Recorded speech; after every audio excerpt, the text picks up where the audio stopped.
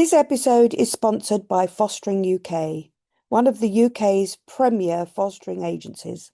If you've listened to this podcast for a while, you will know that we do not promote things lightly. If we talk about it, it's because we genuinely believe in it. And this one's personal. Louise actually fosters for them. After years of difficult experiences elsewhere, particularly around poor support and lack of real therapeutic understanding for the children in her care, she transferred to Fostering UK, and they do exactly what they say they do. And that's rare in our sector. They are therapeutic foster care specialists. The support is real, the training high quality, the matching is thoughtful, and the relationships feel human, not corporate. They focus on quality, proper therapeutic training, minimal placement breakdowns, and genuinely putting carers and children and families first. So, whether you're completely new to fostering or you are an experienced carer feeling unsupported and thinking about transferring, this could be very, very, very different for you. If you'd like a personal introduction, you can email us at sarahanderson@fosterwiki.com or louise@louise-allen.com. Right, let's get into this episode. Hello and welcome back to episode number 23 of Foster Caring Covered. Who'd have thought, eh? We're still here and getting stronger and stronger and stronger. Well, today is Wednesday for us. I don't know what day you're listening. And last week I remember talking about the heavy rain. I just want to share with you and Sarah that before I sat here, Sarah looking moderately calm, I ran outside to get all the washing in. So I'm slightly damp. I took the dogs for a walk and it was blazing sunshine. And by the time I got back, I was running down the lane thinking, oh my goodness, and got the washing in. So here we are. My husband said to me over the weekend, he looked out the door and he said, "Babe, what's the weather forecast for today?" And I just went, "British." Right, he said. It up. Well, we've got a bit of a fancy one this week, haven't we? But this topic is one I've been itching to dig into. Control by stealth. The psychology of institutional control foster carers, the infantilization and compliance paradox in foster care systems. It sounds academic. Oh, I love it when we clever. Oh, we're fancy this week, really fancy. Fancy.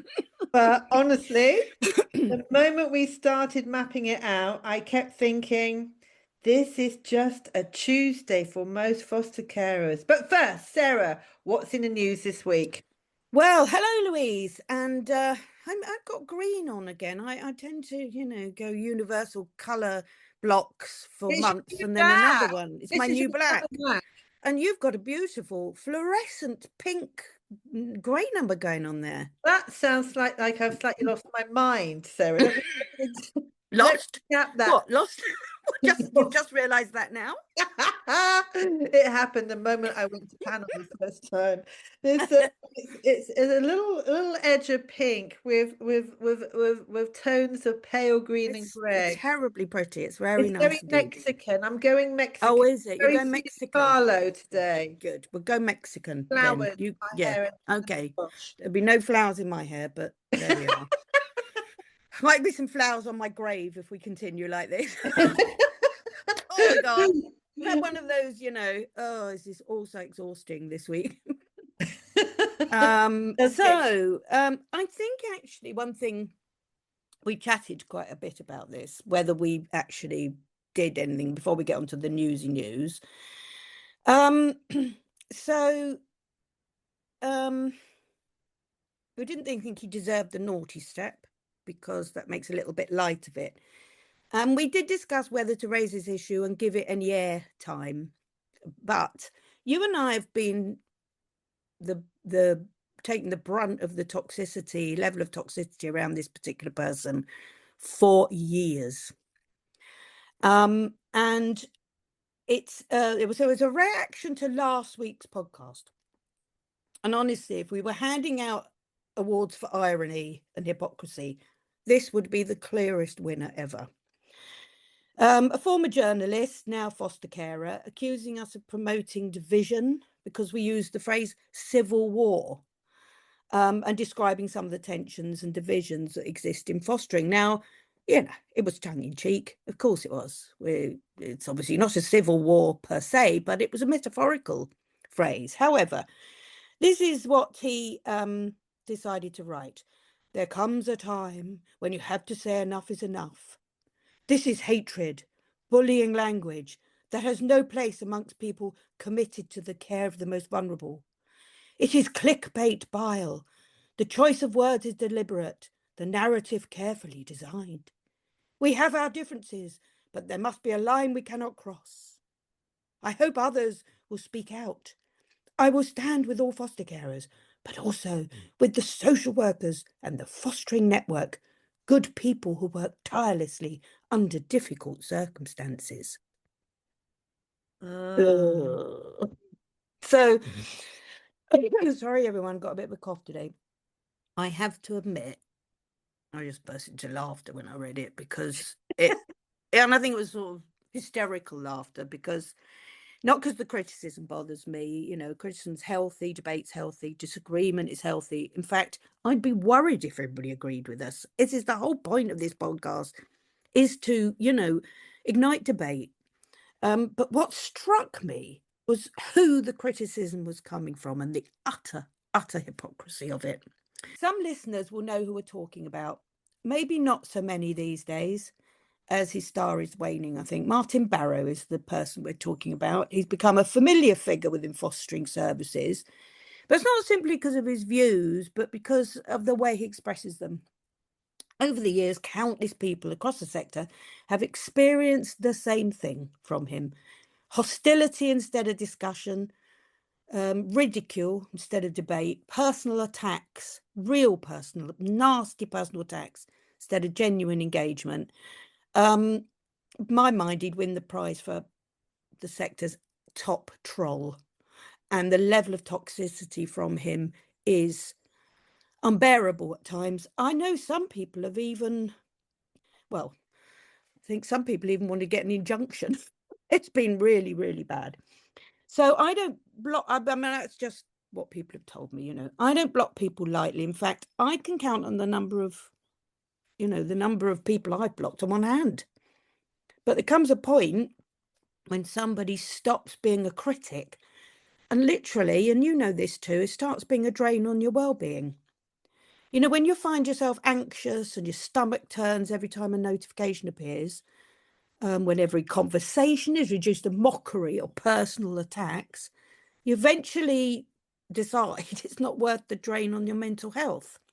And many of our sector colleagues, this, many of the people in this sector will be nodding at this podcast because of the vitriol they've been subjected to by this man.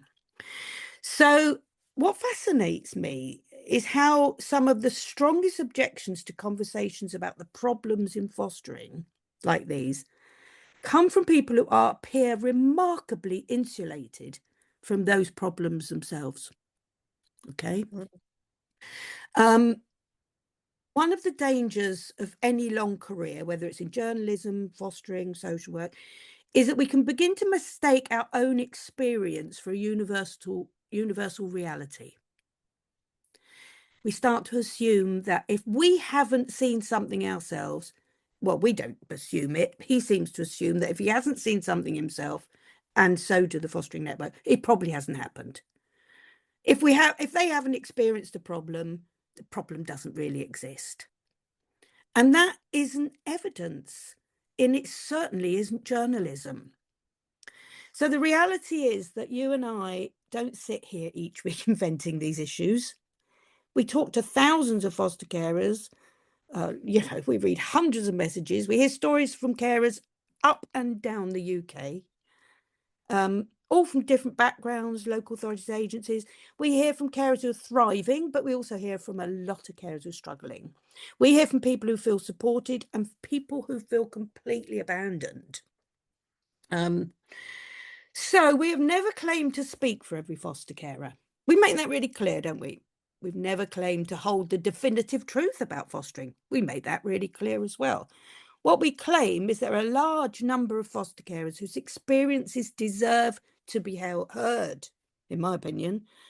And it's particularly those experiencing challenging, experiences that challenge these journalists and CEOs' comfortable narrative that support their own organizational or personal agendas.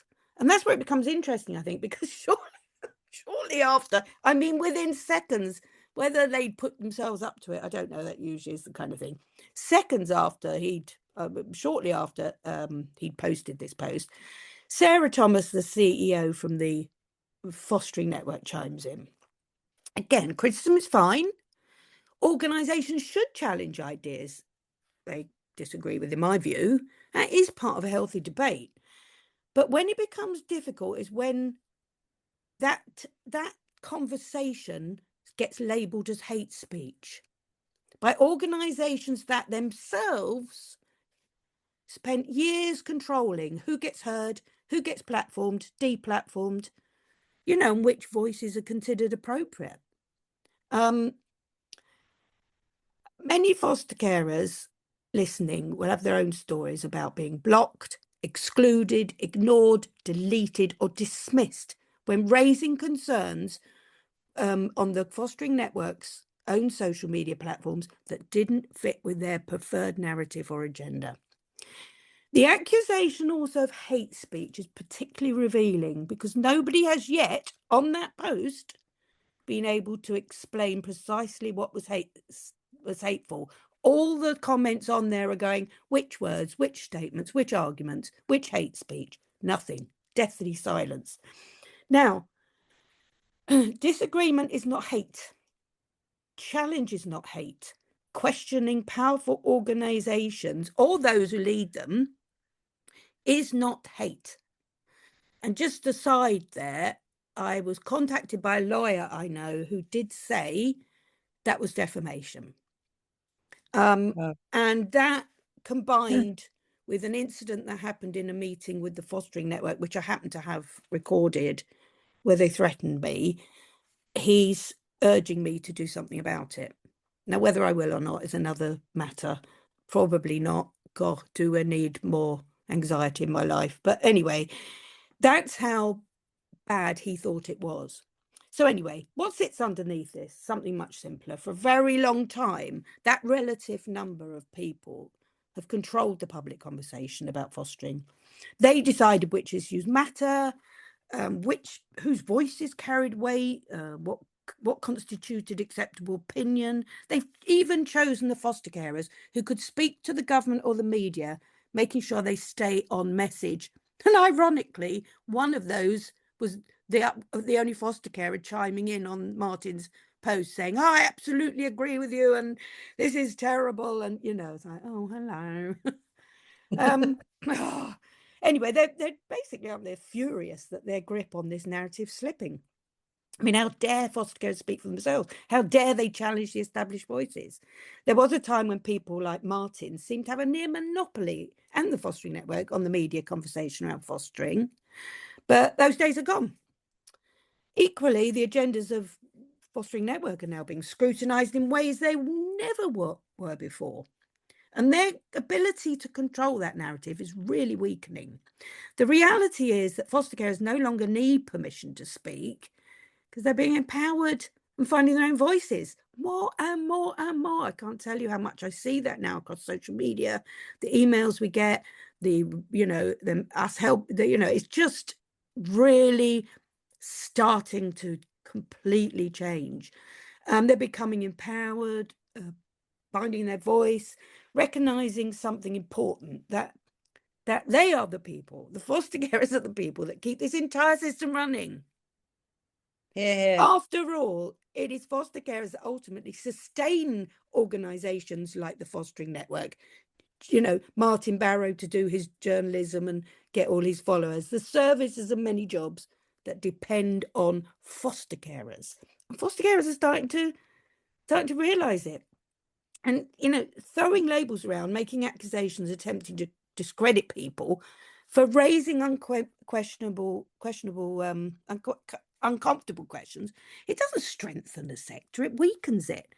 I'm just going to leave you, Louise, after that rather long thing. I suppose it's something I wanted to get off my chest for a while. He's affected my mental health in more ways than one for a very long time, not because of his arguments, but because of his toxicity. And I think it probably started for me when and you can Google this, you can go on YouTube and find this. If you put in Victoria, Derbyshire, Sarah Anderson foster care, you'll find the interview that I was on with Martin Barrow.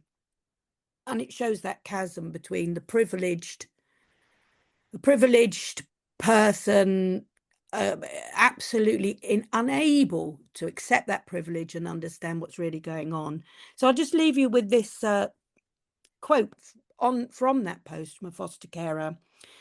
This is just the latest example of victim blaming and attempting to silence carers' voices engaged in legitimate challenge and debate. The number of downloads and followers of this podcast, this data speaks for itself. For the first time, carers have people speaking out publicly for them every week. We feel connected and heard. And she goes on to say this: blaming and attempting to silence carers' voices engaged in legitimate challenge and debate. That it's just not acceptable. So then she says, for the first time, carers have people speaking out publicly for every week. We feel connected and heard, and it is notable there is no specific example of which words constituted hatred or bullying. Bullying of who? She says.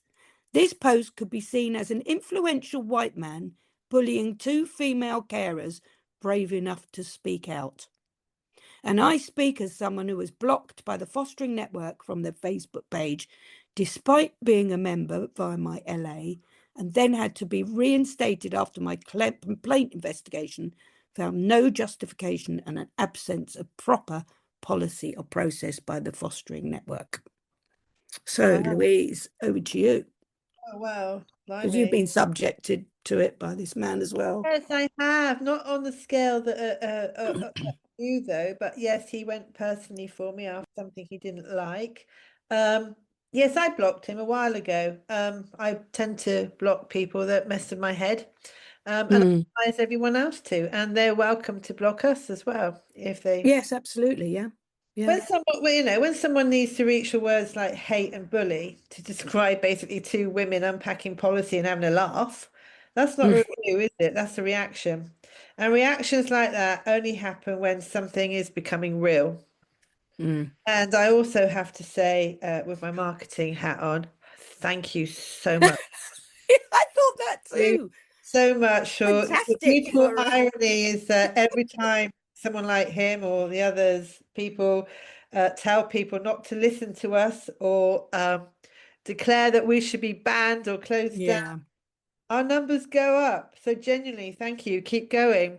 You know, how did punk rock start? How did the blues start? How did anything Absolutely. meaningful and creative and beautiful actually begin? It began from sheer determination. Mm. So thank you for helping us recruit more people, more listeners. Brilliant. Yes, thank you. I should be Thank you. thanking them too. Yes. Thank you to everybody inundated with messages and messages of support, of course, and screenshots of what was going on. So, yeah. Okay. So, shall we move on? Let's Said do our it. piece.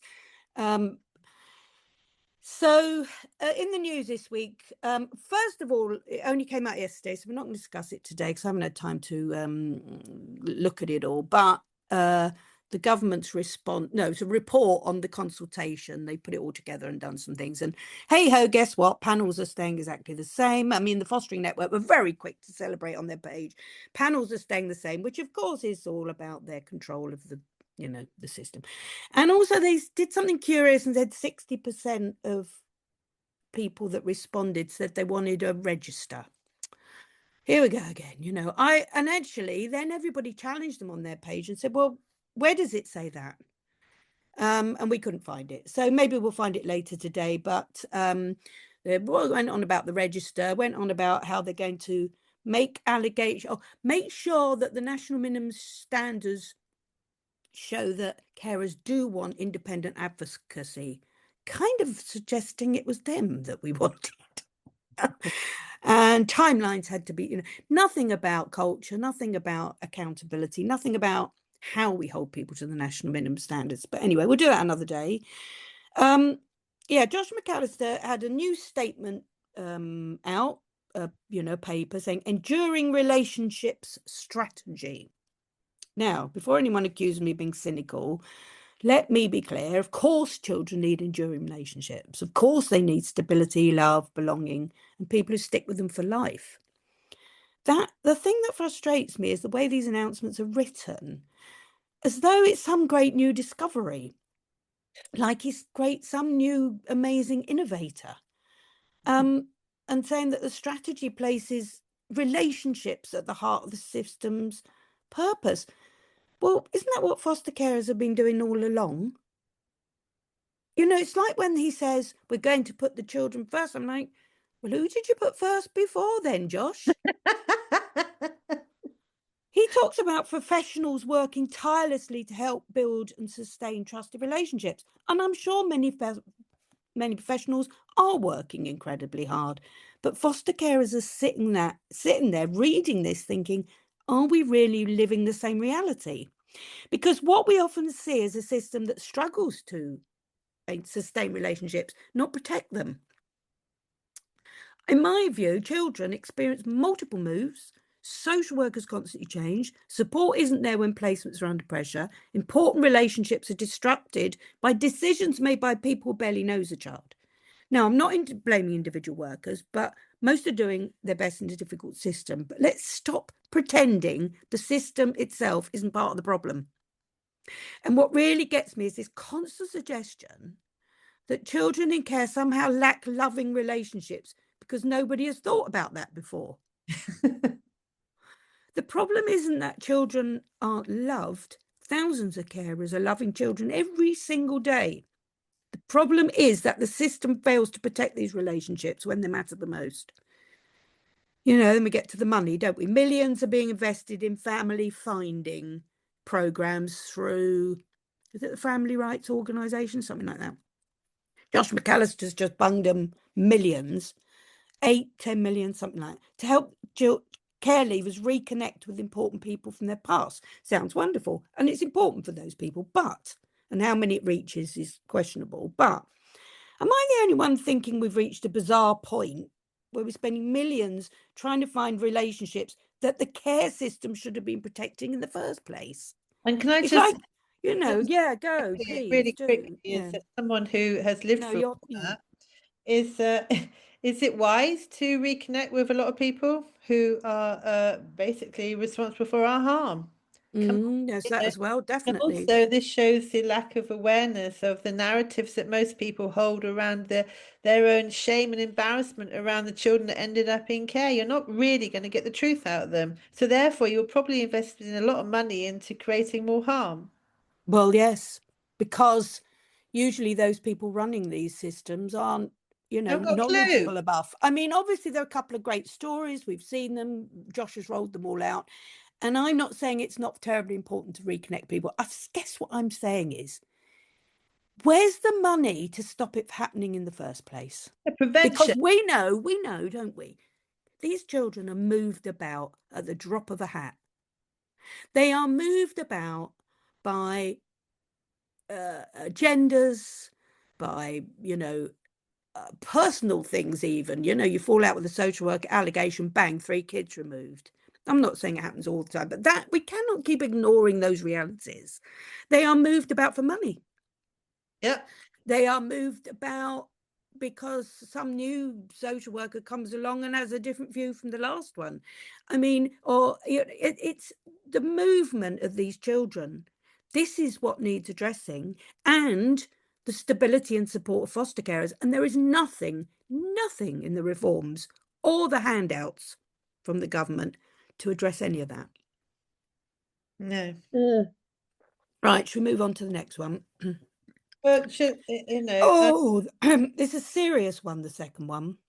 Our second story should shock everyone in this whole sector this week. This week, the Fostering Network responded publicly to criticism of this stealth re-emerging of its really, really controversial allegations toolkit that went off like a grenade with foster carers, some even resigning because it was like the last straw, you know. And one of the points they made was that removing the outcomes for foster carers in allegations, removing the outcomes false or malicious. So basically leaving us with unsubstantiated, substantiated, or unfounded, i.e., you're guilty of something somewhere along the line, even if you're not. So they said, they claimed that it aligns with recommendations from the NSPCC following the serious case review into the death of Star Hobson. Now, the death of Star Hobson, a devastating tragedy. A little girl died because safeguarding professionals failed to properly identify and respond to escalating concerns. Okay, that much is not in dispute, and lessons from that case are clear. You don't dismiss concerns about a child too early, and you do not prejudge allegations before they've properly been thoroughly investigated. And those allegations were by family, friends, and everything. And social workers were saying, oh, they're just malicious or false. So that's where the malicious and the false comes in, okay? That they dismissed those malicious and false allegations against Star Hobson's parent and missed, and a tragedy ensued. Oh, put my teeth back in. On that principle, most people would agree. Now, but here's the issue, because the fostering network are now saying that this applies to us, because somewhere along the line, that safeguarding learning has been extended into an argument for removing the terms false and malicious as outcomes in allegations for foster carers. And that's where the logic breaks down, doesn't it? It's not the same context. Star Hobson review was not about foster carers. It didn't examine the allegations made against foster carers. And as far as the public record shows, it did not recommend removing false or malicious from possible allegations, fostering allegations. But it's been cited for the removal of that. Do you know what I find really awful in this? I won't go on about it too much, I'll be here forever. But what I found really poisonous about this was using Star Hobson to control foster carers. It was kind of really sat badly with me that they used that case, manipulated it to be something completely different, and said, oh, well, there you are, we're going to remove malicious and false. One last thing I'll say that I heard from the fostering network. Oh, we're removing malicious because no child should be labelled as malicious. Well, let me just point out that most malicious and false allegations don't come from children. No. And it's the allegation that's labelled malicious, not the child. So that doesn't hold water anyway. I'm writing up a paper on this at the moment to get over to the DFE because this stuff's scary, Louise. What do you think? Oh It's my like goodness. 1984 or what Yeah, is I it think like? what you've identified is a really important and incredibly troubling rhetorical move. Linking a policy position to the death of a child is extraordinarily powerful. It makes pushback feel callous. It makes scrutiny feel dangerous. And I think that's exactly why it needs to be called out clearly. Because good policy can't be built on emotional deflection. The Star Hobson case was about professionals failing to act on concerns about a child in her birth family. That's a specific documented failure in a specific context. Importing that lesson wholesale into the entirely different context of allegations against foster carers. It's outrageous. Without support, evidence, isn't safeguarding logic. It's borrowed authority. And we see this in other sectors too. Think about it. Lessons from Jimmy Savile were applied in healthcare for years, sometimes inappropriately, sometimes in ways that were so broad they became unworkable and actually made it harder to distinguish credible concerns from vexatious ones. Precision matters in law, in medicine, and in child protection. We need precise language because it drives precise outcomes. Removing the category of false or malicious doesn't make those allegations not happen. It just means we have no formal way to name them. And that has real consequences for foster carers who experience them. So, yes, the question, Sarah, has asked is a simple one. Show us where it says that. No paraphrase, not an inference, not a split of the review interpretation, the actual text. That is not an unreasonable ask. It's a bare minimum of accountability, and that's what we're always fighting for, Yeah. isn't it? Yeah. Bare minimum. Barest minimum of accountability. Can I just add one rather difficult one at the end there? They haven't removed malicious or false for social workers or teachers or anything. Allegations are still there. Really? So, whose side of the fostering network on? I don't. I know the answer to that, so I will leave our adoring public, or not adoring, as the case may be, to have a little think about that because it's important. Yeah, thank you, Louise. Totally agree with that. I'm going to do the naughty step very, very quickly because we've got lots to cover going forward. So, very quickly, the naughty step. It was supposed to be. Now, keep your hat on for this one. Goes to Brighton and Hove Local Authority. Oh, what have they done? They haven't. Well, they sent a thank you note to the Oh, that foster one. carers. Oh, I'm going to pull this up on my phone. Hang on. And I think they might have been accompanied with some chocolates. Oh, So this is the ultimate infantilization I think we've seen for a long time, Brighton and Hove. I just can't imagine what they're all doubling down on it, aren't they? You wanted infantilization, you'll get it. So here's this little note. It's all written in like Comic Sans, cutesy little words that the typeface you'd use for kiddies. It's got lots of stars and spots and bright buttons all over it. And they've used chocolate bars in the images where I emphasize the word to replace the words. So a picture of, a whisper bar, 12 bar galaxy, you'll get the gist of it. It is so looking unbelievably, at it now. oh, so they said, thank you, in jolly little kiddie words at the top. We wanted to take the time out wafer, time out, not to whisper, but to shout to the galaxy a huge thank you. You are the kinder person, or I suppose kinder person that always goes an extra mile. We hope this little gift is a boost to your day, which makes you snickers and twirl about with joy.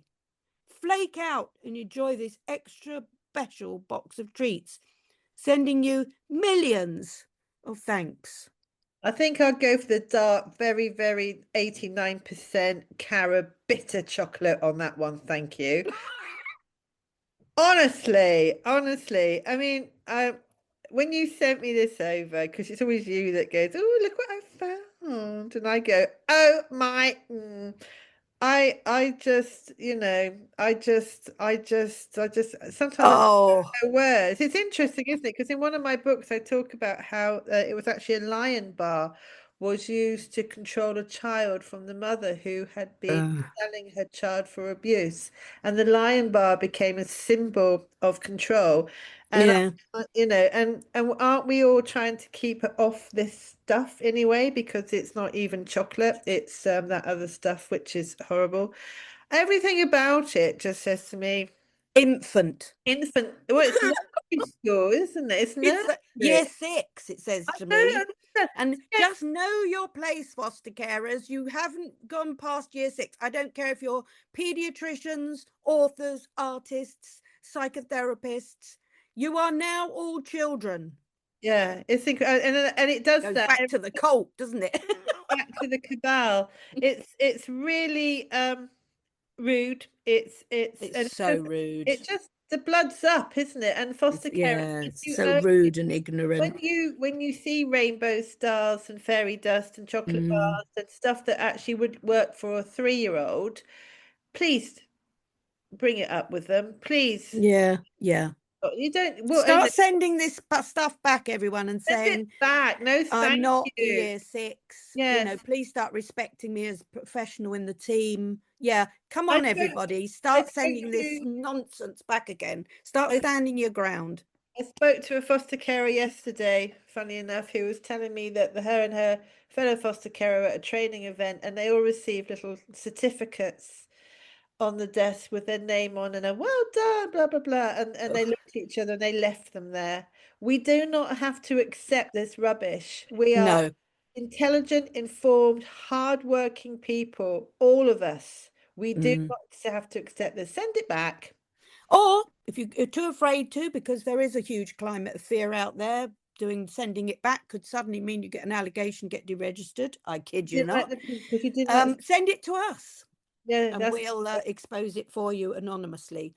Right, we're going to a break now. And when we come back, wow, we're going to, you know, if Martin Barrow or anyone's listening out there, either switch off or have a stiff drink and buckle up. See you after the break.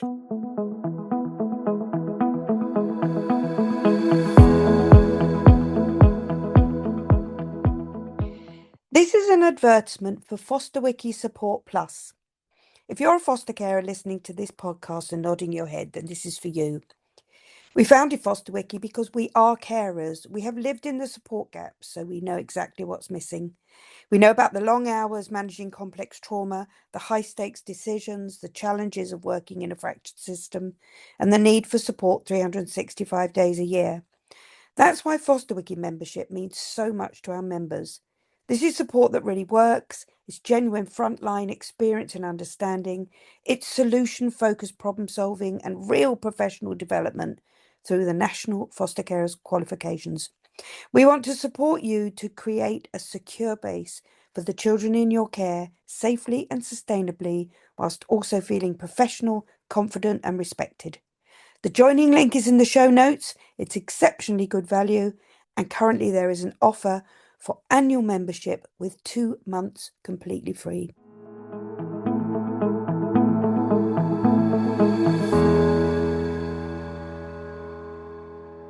Well, welcome back because now this week's main topic, and it's a good one, control by stealth, the psychology of institutional control of foster carers, or the attempt anyway, the infantilization compliance paradox in foster care systems. Sarah, this is very much your area. Take it away. This is my wheelhouse. If anybody doesn't know, before I came into fostering and during my fostering years, I, for many, many years, was a psychotherapist in child and adolescent mental health in the NHS. Fabulous team. I, supervised lots of therapists and placement therapists. I saw thousands, I think I've done about 10,000 hours with children and young people, mostly adolescents, actually. And that did lead me into foster care, but it's always been a passion of mine, psychology and the mind and the workings of systems with the psychology that underpins it. So I wanted to bring this into the podcast this week because it's something I have observed very closely over the last decade, right up close and personal, and sits at the intersection of psychology, behavior, and system design. Is my field in every respect. So it wasn't just, I didn't just do the NHS. I also had a very successful private practice for many, many years. And I worked with adults and I worked with corporations and organizations, from CEOs right down to frontline workers. So what we're really talking about here is what I would call the control paradox and the irony at the heart of it. So there's a growing contradiction running through the way the system operates. The more control is tightened, the more it actually undermines the very stability of what it's trying to preserve. Bear with me here. The assumption seems to be that if you manage, contain, and direct foster carers more closely, you maintain consistency, reduce risk, keep that narrative safe, and keep them under control. But in reality, the opposite happens and is happening because it pushes experienced carers out, it deters new ones from coming in, and over time it quietly weakens, I don't know, the entire system's capacity to function. So what looks like control in the short term, psychological control as well, becomes attrition in the long term. And the irony is that the very mechanisms designed to maintain authority are now accelerating its erosion. Because people simply do not stay in environments where they feel diminished, mistrusted, or professionally constrained, or professionally unacknowledged and ignored. And that's what I think we want to explore today. Yeah, and I think the reason this matters beyond foster care is that this is a pattern we see across every sector that relies on what you might call vocational labour. Work that people do partly out of genuine care, not just a pay packet. Teaching, nursing, social work itself. The system senses that commitment and can consciously or not exploits it. Because if someone is dedicated enough to the children in their care, they'll absorb an awful lot more of poor treatment before they walk away. The problem is they do eventually walk, and by then the damage is done. So let's get into the mechanics of how this actually happens, Sarah. Yeah. So how does this happen? How does the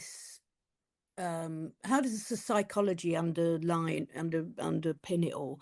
So first of all, you get the erosion of professional identity. So over time, there's a quiet stripping away of prior identity. Previous careers, qualifications, and leadership, that kind of experience fades into the background until the person is reduced to just a foster carer. So that narrowing subtly changes confidence, positioning people as role defined rather than professionally experienced individuals. They take away that psychological safety of having some kind of standing and status.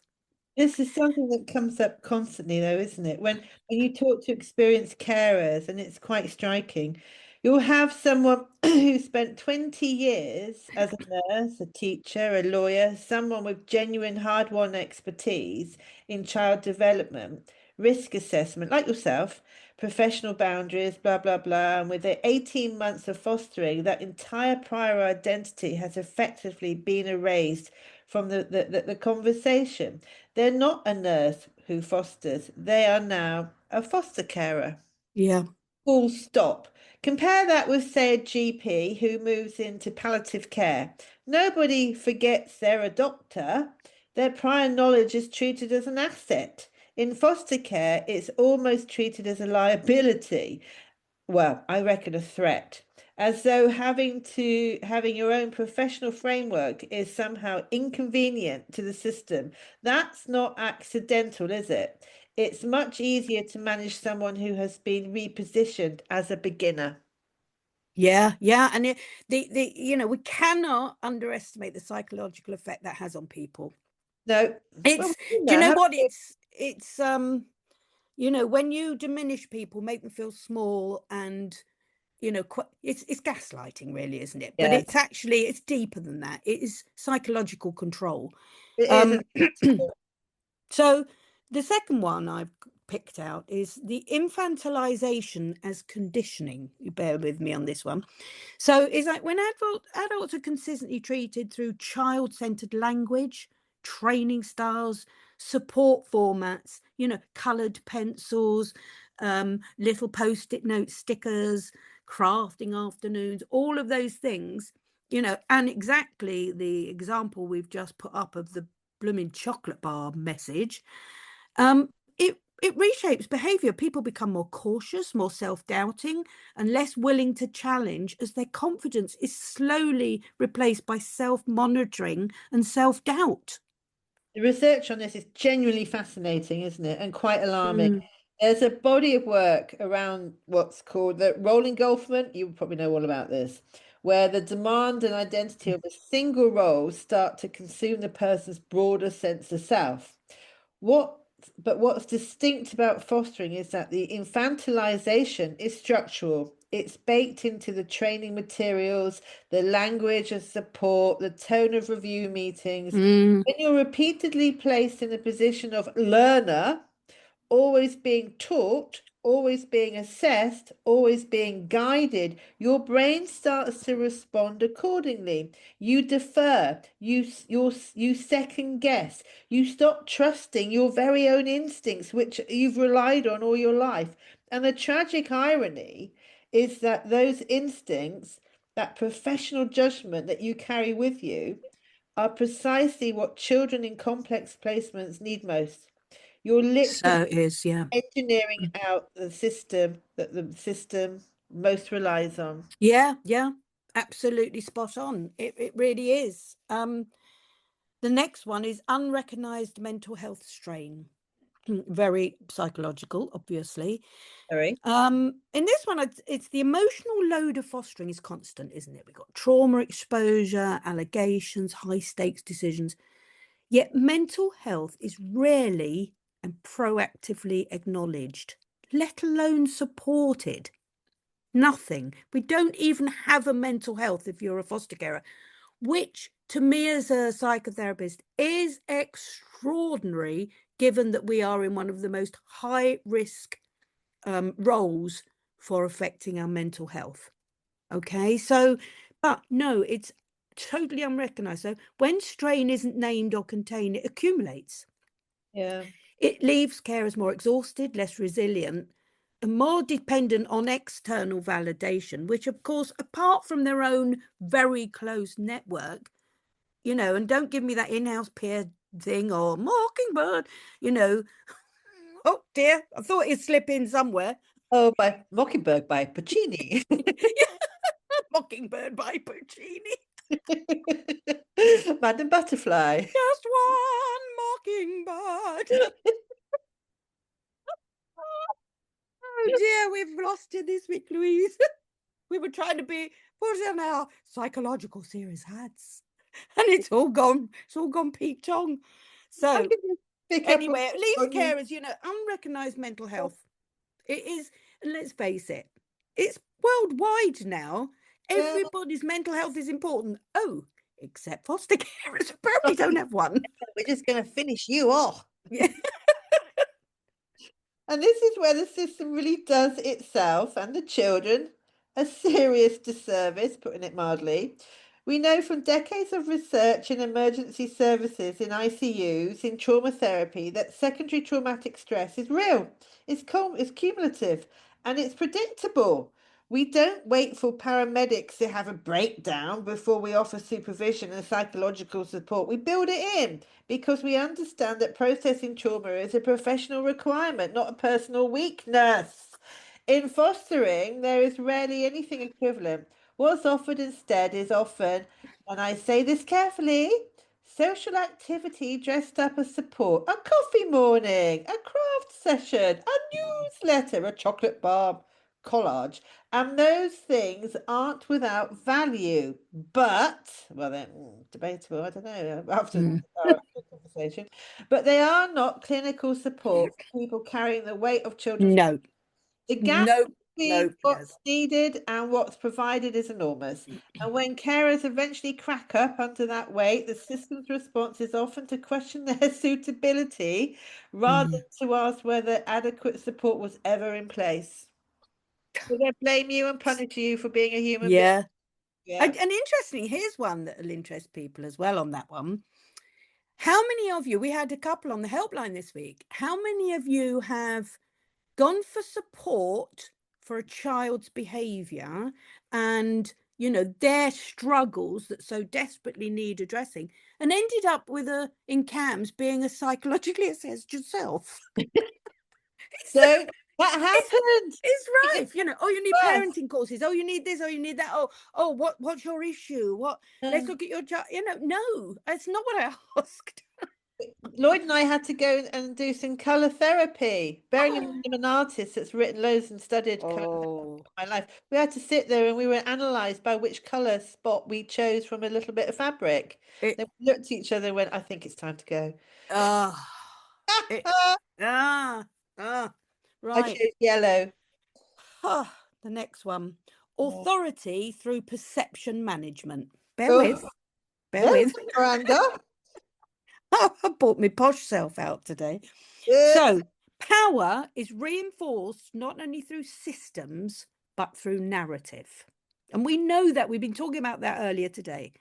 Carers are often framed as publicly in public as kind, well-meaning, instinct-led rather than skilled professionals. yeah, So that subtle positioning yeah. shifts authority well away from carers and embeds it elsewhere.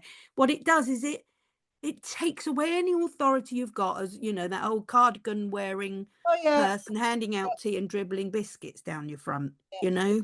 The language here is worth paying very close attention to because it does a very specific job.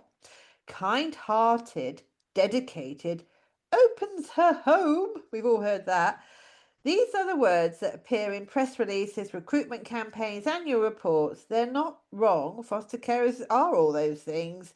But notice what's absent: expert, specialized, skilled, professionally qualified, Mm, informed. The framing consistently places carers in the emotional register and professionals in the competence register.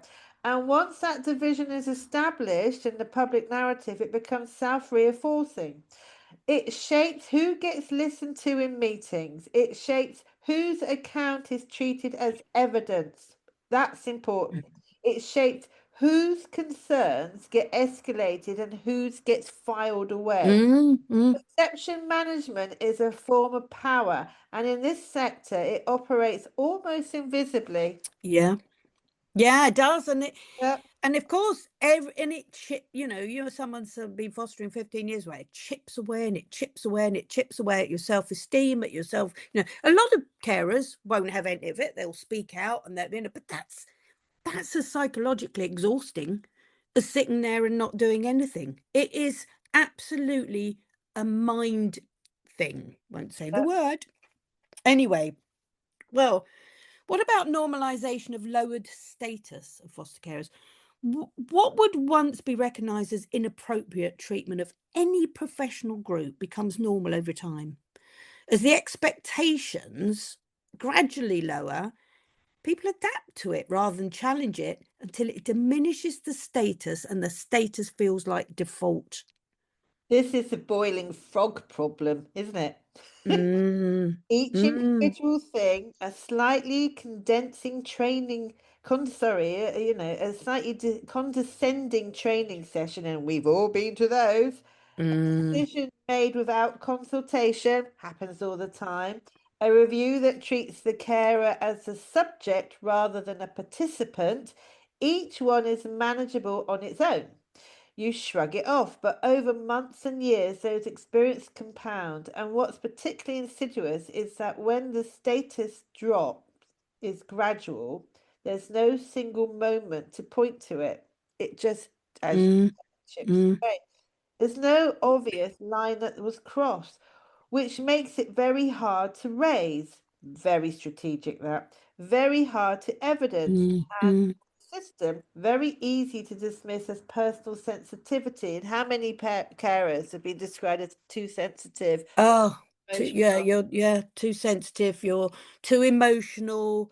Yeah, all of Exactly. those, that psychological, it's misuse Yeah, of it is. abuse of power there, misuse of power. And I think that this, you know, but the thing is, I will say though, before anyone completely loses hope, carers are fighting back against this now. Aren't they? Because they Because we're so much more educated these days in mental health and in, you know, the rights of people to work and be protected.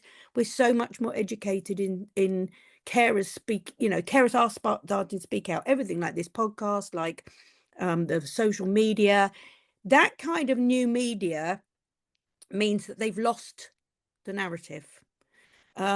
So you can do the next section. Okay. So we've established the psychological groundwork. Now let's look at the mechanics. How does it actually happen on the ground? First, infantilized presentation of adults, training materials, certificates, and support. Activities are often designed in ways that feel more suited to children than experienced adults. The tone, the visuals, and the framing matter because they signal status before anything is even said. Sarah. Yeah, and it starts from pre-assessment. Yep. So the first thing that happens is you want to be a foster carer. You get a pretty rum reception from people say, infantilizing you from the first phone call. Oh, how sweet of you. What do you, oh, what have you got to contribute? And this Aren't is you just, clever? aren't you lovely? So there it starts. Then you Yep. start on the assessment process, and in walks this dangerous single assessor and says, let me sit on your sofa now. Go and make me a coffee so that we can talk about this. And it marches on. Then, of course, you'll find that your exes, who are exes for a reason, are all interviewed. I've some terrible stories on those, because some exes are, maybe there's domestic violence or they've been controlling or whatever, and then of course the social workers fall for it. It has happened, unfortunately. I And read a note written by a social worker that another social worker gave me this years ago, and it went into one of my books, that this social worker had been to see the ex of a potential female foster carer, and had written in brackets, he's really fit. Yeah, that's Because basically, let's not say this isn't individual attacks, but what I will say here with my psychological hat on, we're all just human beings. So these yeah. singular assessors, and this is why I'm not got things against a singular assessor, but my system or our system puts many more people in the beginning of it, assessing the foster carers professionally in offices, and not just sitting on the sofa, but sitting on the sofa having coffee with deedy little chaps, and by a single assessor who's probably had 4 hours training. What that involves, I do not know, but they're certainly not psychologists, they're not psychotherapists, and yet they move into this arena, in my totally unqualified, and this infantilization begins. It then starts the minute you start fostering, for all the reasons that we've said. So yeah, next. Yeah, I know. The Mm. over supervision of communication and peer interaction. Informal Oh. parent Mm. networks are restricted or monitored. For Mm. example, requiring professional oversight in spaces that would normally be peer-led. And how have we seen that creep in? Wow, we've seen that creep in WhatsApp groups. So Uh, you can only have a WhatsApp group if one of our social workers are in there. But excuse me, this is a WhatsApp group yeah, between no one takes any friends. notice of that, do they? No, no, but I No, mean, of course to think don't. that that psychological control can, that they've got Yeah, out of control themselves to think yeah. that they can do that. Yeah, I mean, it reshapes the natural support into managed channels, doesn't it? So it's taken Mm, every aspect mm, of human behavior, which we've all thrived on, mm, which the mm. children need, by the way, to learn from. Yeah, well, we'll get onto the children in a minute, because how damaging this is to children and care is Yeah, just terrible. I know.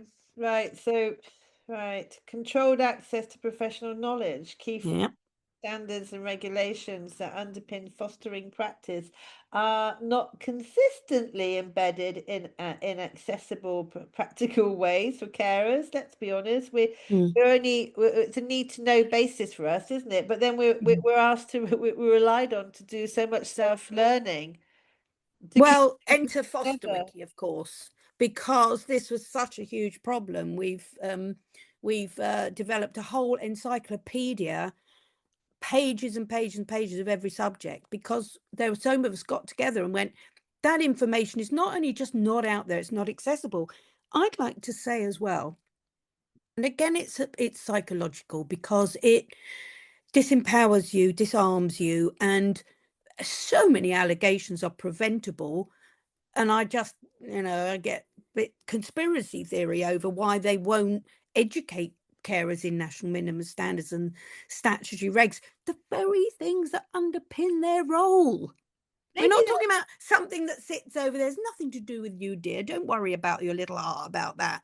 The things that underpin their role that would empower them to do an even better job of what they're doing, and we know love is not enough. We know that nurture is not enough because we battle with these terrible systems. And unless you are completely versed in these systems and what underpins your role, you are a goner. you are. And it's interesting as well, because I wonder if, sound me out here. This is just a thought. One of the reasons they don't want to inform foster carers, and I remember when we started fostering, I asked for the social worker to give me the meaning behind all the acronyms. What is Mm, a CLA? What is, I didn't mm, know. And they were like, ugh. mm.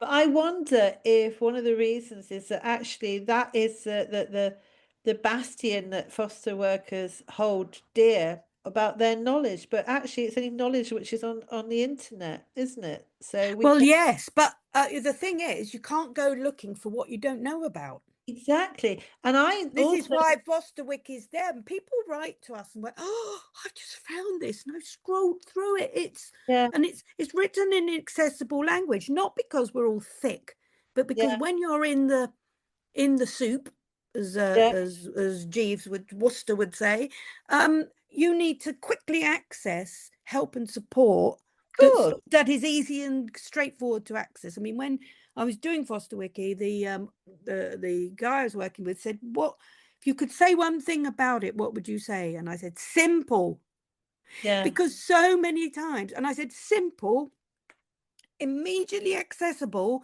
no passwords, no login, nothing." And you know what? Much to our own financial detriment, we've continued with the actual Foster Wiki, the encyclopedia bit, exactly that. You go on it. Maybe you wanted someone to mention staying put in a meeting, you have no idea what it is. You come home, you put that in the search bar, and up it comes. Not just, and it comes up in real terms. How does it really work? What are the real problems? What do other foster carers find? How do you actually make this work for you? So yeah, that whole lack, knowledge is power, isn't it? And if you they say there's a famous saying about take the access to knowledge away from it. It's a bit like, you know, it's like China, isn't it? And Russia, control that knowledge narrative. And as I say, carers can't go looking for what they don't know about. no.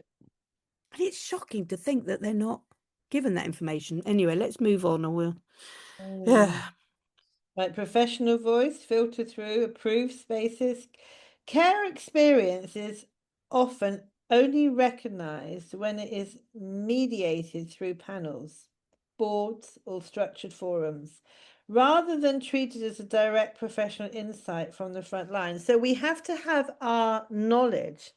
Our knowledge has to be recorded and approved by others. To Yes. have our knowledge Yeah. as standalone Yeah. Yeah. incident, an event. Now, our Mm. knowledge is stuff that we've gained from gleaned Mm. Mm. experience from our Mm. friends and our peers and whatever. And because we are in the, It's censored. yes, it's censored. So, and also we've sat in panels, which is, on the whole feel very tokenistic and people have just got there and it's Mm. only just Mm. read your notes and you're going, oh And they're my. usually solicitors and accountants that have no idea what's Well, they're very, they're very, it's just people who probably ending, wants to add something else to their CV or Yes, that's thinking it. Yeah. that they have all the Yeah. skill sets to do Yeah. work, Mm. which is so sweet of them, but not Mm. accurate. So our knowledge has a different value, and it's like, and I compare it to the knowledge of a lot of children who leave the care system. And that is that there is no benchmarking for their knowledge, their experiences through trauma and what they have accrued that knowledge is powerful and they make Mm, brilliant workers and they go on and do fantastic things, but they're coming from a different experience, which is mm, benchmark. They do not get a qualification for surviving what they do. And foster mm, carers, we don't get qualifications unless we go to you, Sarah, and your brilliant work. mhm. But we somehow our knowledge is dismissed, and it's Yeah. dismissed because if we add on, because I think there is no vehicle for our knowledge to ride on, because there is no Mm, kind of peer review, and I would call my foster carers and my social workers my peers when it comes to academic work mm. and knowledge and what we find. Absolutely. But there is no seminar. There is no, when we go to Conference. There is no no. conference for us, There's no group work on your practice. no, Nothing. And no, there's I'd no. absolutely agree. Now, there's one thing that is a real bugbear of mine as well, and I'll make this really clear for foster carers. Call this out. There's a couple of things to call out through this. Firstly, call out when you are bunched in as um you're an expert by experience, Oh, or your lived, or foster carers, we want your lived experience. No, no. dismissing. Our experience is front line experience. They do that. Another psychological trick is if it's the children and those in care that experience care. We deliver it. But when they put us into the same bracket as the children, because you've got the care experienced or whatever, and they say that we're sharing our lived experience, don't have it, because we're not sharing our lived experience. We're sharing our professionalism, our practice, Of our course. skills, our frontline experiences, all of that. Stop with the lived experience. It And just psychologically demotes you yet again to a nobody. it does. And Not the children aren't nobodies. I'm not saying no, that. Their and experience is vital, but it's so different. as a care leaver myself, people say, oh, your lived experience, which completely diminishes all my other work, which diminishes and separates me from all my qualification, Mm, my degree, my postgraduate work. It separates me out. It separates me out altogether as having no specialism. I am mm, sort of rogue by experience. It's a cumulative. We all are learning all the time, but because we have no vehicle to benchmark mm. and collate our learning, what foster carers know is constantly trivialized. But I can tell you how many times social work have said to me, "Oh, just phone a foster carer. They know what to do." Yeah, Yeah, yeah, they do. And yeah, yeah, they do. Yeah. So let's have a look at what it looks like in practice. yeah, Um, and now so for the support that feels like activity rather than development, craft sessions, informal workshops, positions of support, but they don't really connect to the real complexity of the role or decision-making responsibilities. So we're saying it again, but it just needs, we keep needing to frame it, because this is in a psychological context. If you are continually made to think that you need support by doing a crafting afternoon, your mind will start to go to the fact that, and also it does make carers eventually just happy for the crumbs under the table. yes, Eventually, carers are like, oh, good, we've got a crafting afternoon, where social workers walk around the room, just be careful what you talk about to each other. It's insidious psychological thing. Now, carers, the other thing, the thing we were saying earlier about how, about the carers' knowledge bank, what happens is that knowledge is slowly eroded away and tucked away in a cupboard and hidden. And carers begin to believe that, oh, perhaps, because the other thing is, a lot of carers don't have psychological or psychotherapeutic backgrounds and training. They've not spent their years looking at the mind like that. Many will be operating, understandably, just on a completely reactive mm, line and timeline. And so they won't understand what's happening to them. Um, they'll feel it, but they might not see the why. yeah, So support that feels like activity, and it's not development. It's just sort of, in sort of infantilization of everything. Messaging that implies dependence on professionals. Okay. Statements like no support without social workers present. It reinforces the ideas that carers cannot operate safely or competently or even gather without constant oversight. We're not to be trusted on our own. What a message to give somebody. You're not trusted on your own. And they do it time after time. It's the slow eating away at carers' confidence and standing. But it's bizarre, isn't it? Because they say they create a headspace where you feel that you cannot be trusted. You no longer are capable of making a decision without picking up the phone or emailing someone going, "What do you think?" And it has to be a report. But all this nonsense takes us further and further away from the children. Mm-hmm.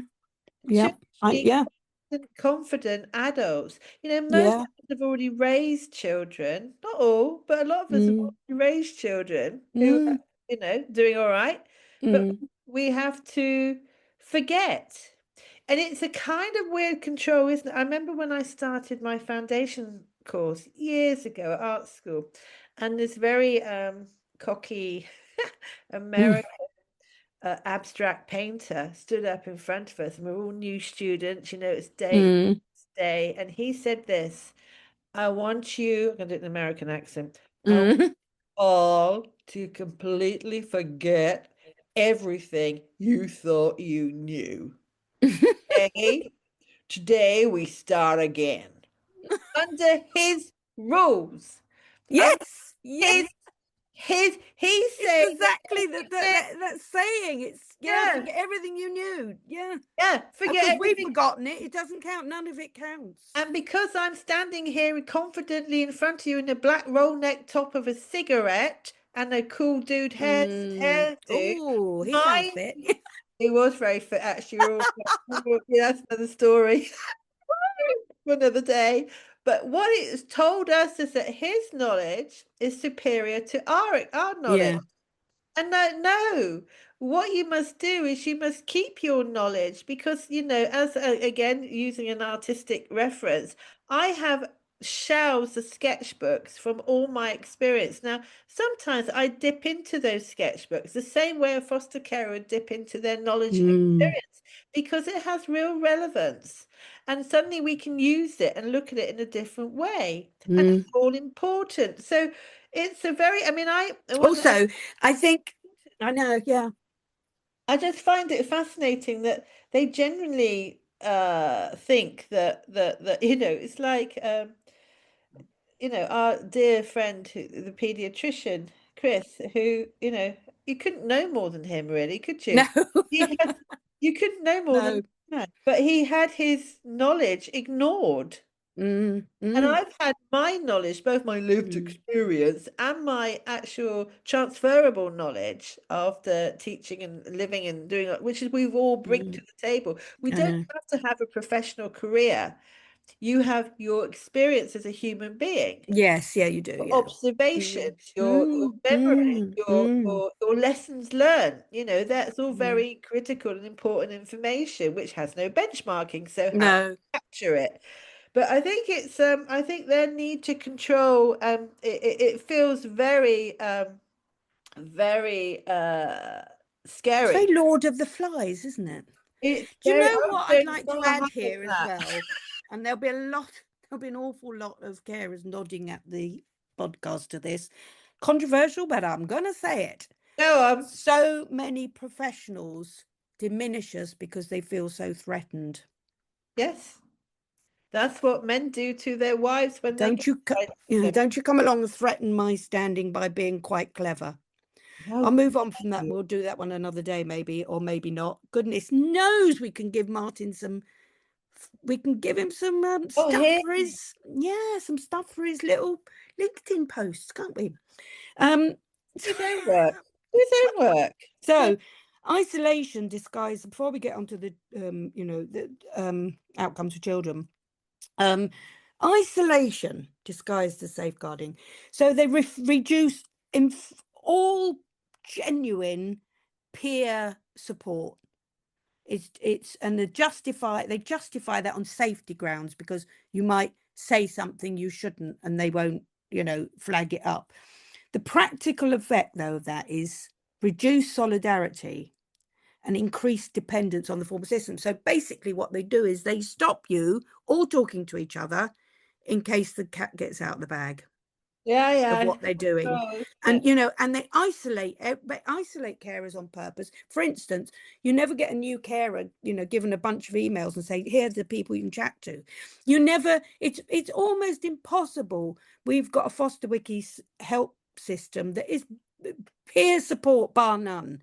But oh boy, will anyone take that up? Oh, except of course our sponsors.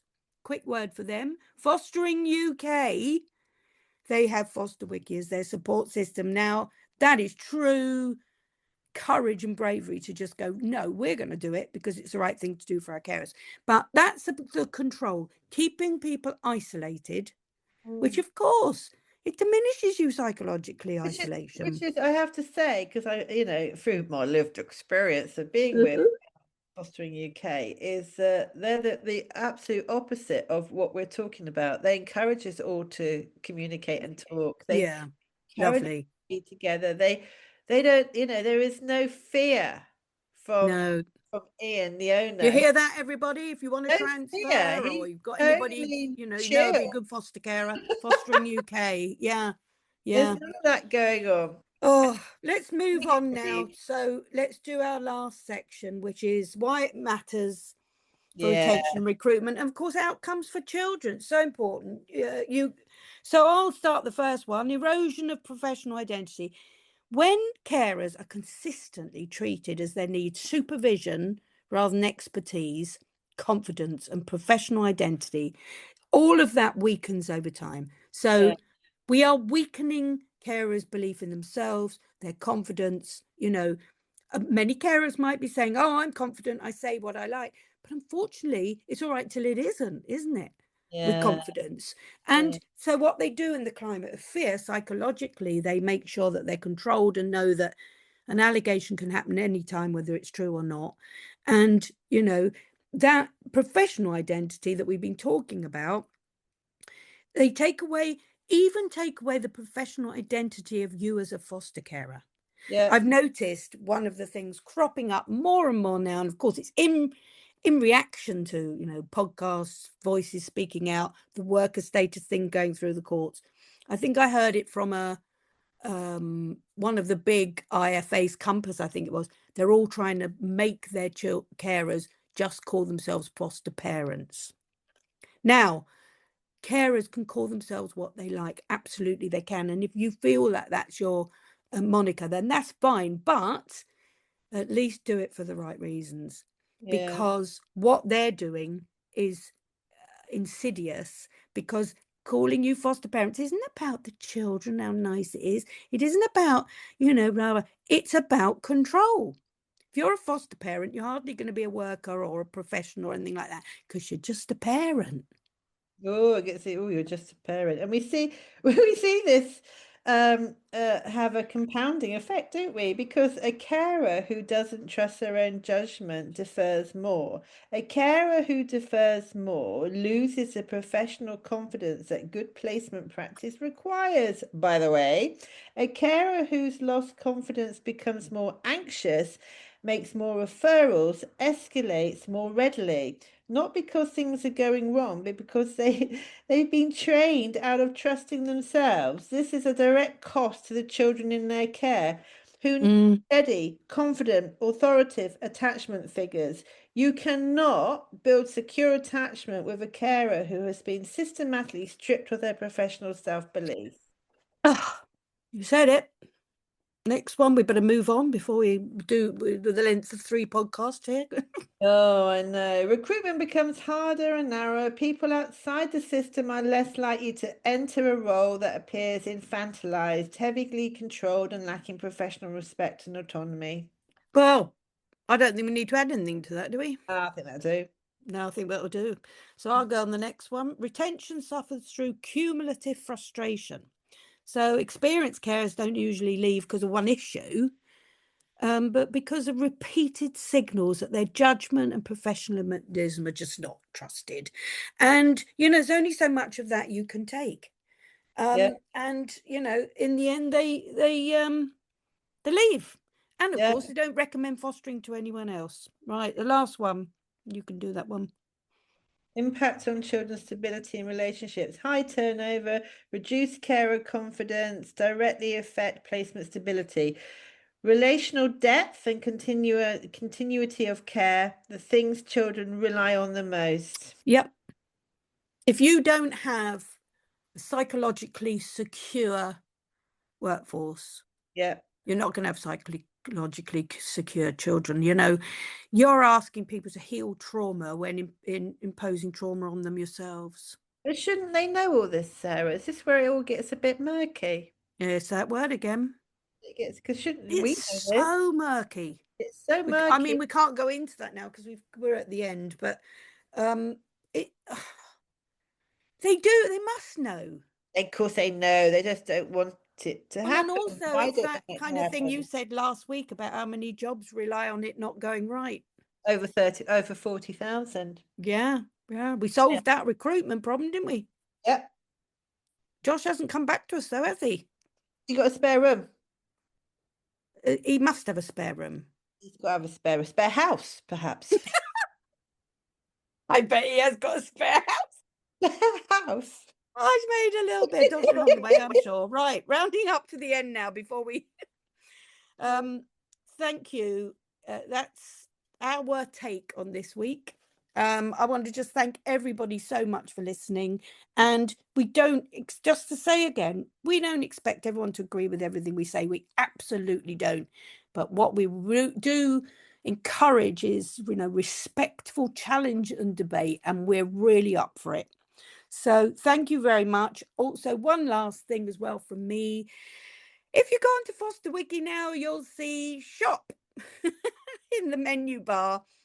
Our merch has gone live and you heard it here first. And please get buying some of our jumpers and our, not called jumpers, are they? It's showing me age. Sweatshirts, T-shirts and mugs that you can hold up nicely in your Zoom meetings. And our beginning slogan is "It takes a village," and I think anybody would be proud to wear that because in the end we do want this village to come together and all play nicely We do. and support each other. So I think you should thank you very much from me. definitely turn up to your training sessions in sweatshirts and hoodies that are from Foster Wiki, because it's actually a layer of protection for you. Yes, that's very true. Yeah. And I've just looked out the window, Sarah, and it's raining again. So I British weather. lawn. I did think Lovely earlier I could British get out weather. there and mow the lawn. Because it's up past my ankles. No chance. But I just want to thank you all, and remember that we do this for you, our foster carers. We're here for you. If you have any directives that you want to ask us to pursue on your behalf, an interest, a line of curiosity, send it to Sarah. She always tells. Yes, please do. And next week I'd like to say we have a stellar guest.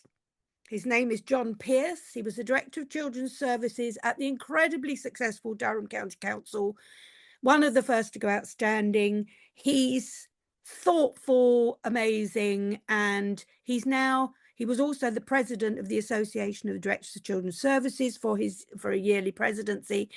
And he's basically, one of those real bigwigs, but he's a bigwig for me who is so balanced in his ideas and views. I've followed him for a while and I was so thrilled when he said he'd come on the podcast. So next week, no news. It'll all be about John Pierce and discussing it. That big from the top. So let's see what John has to say. I'm really looking forward to that. Yeah. Bye, everyone. So bye, everybody. Love. Yeah, Bye. bye.